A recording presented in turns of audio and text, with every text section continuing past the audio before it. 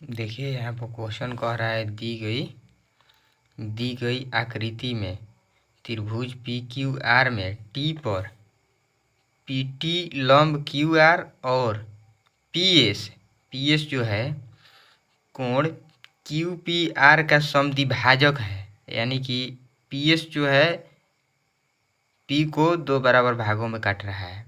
यदि P Q R बराबर 78 degree और टी पी एस बराबर 24 डिग्री तो पी आर क्यू बराबर हुआ। यानी कि आर का मान पूछ रहा है। यहाँ पर पी क्यू आर में आर का मान पूछ रहा है। अब देखिए यहाँ पर बोल दिया है कि समद्विभाजक, तो समद्विभाजक का मतलब होता है कोणों को दो बराबर भागों में बांटना।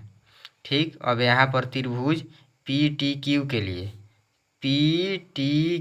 लिए यानी क्यू बराबर 78 डिग्री दिया है और यहाँ पर ही 90 डिग्री है। 90 डिग्री है तो कोण टी प्लस कोण क्यू बराबर 180 डिग्री और 90 डिग्री या 78 डिग्री मिलके 168 डिग्री हो जाएगा। 168 माइनस 180 या माइनस 168 बराबर पी बराबर 12 डिग्री। अब यहाँ पर समझना होगा ई कोण का मान 12 डिग्री पी टी क्यू के लिए और इस कोण का मान 24 डिग्री दे दिया है। 24 डिग्री दे दिया है तो 12 और 24 मिलके कितना हो गया 36 हो गया। और ई जो है पी एस रेखा ई कोण को समद्विभाजक यानी दो बराबर भागों में काट रहा है तो ई भी कोण 36 डिग्री हो जाएगा। ई जब कोण 36 डिग्री हो गया इतना तो इतना भी 36 डिग्री हो जाएगा।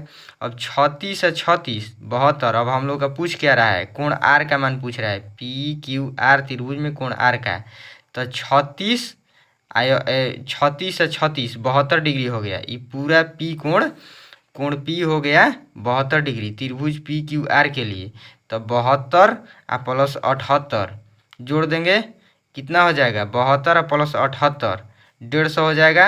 और त्रिभुज के तीनों कोणों का योग 180 या माइनस 150 बराबर 30 डिग्री। आर का मान 30 डिग्री।